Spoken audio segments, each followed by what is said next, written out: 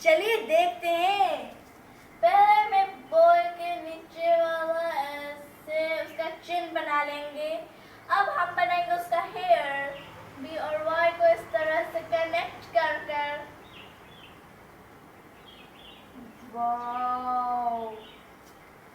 अब बनाएंगे हम इसका चश्मा।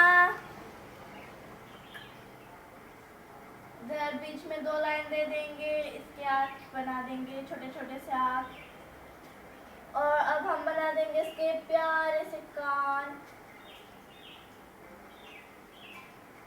इसका प्यारा सा माउथ।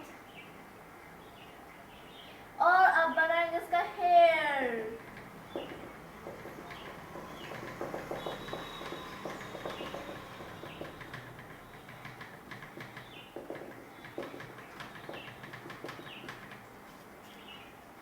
मेरी बॉय रेडी है।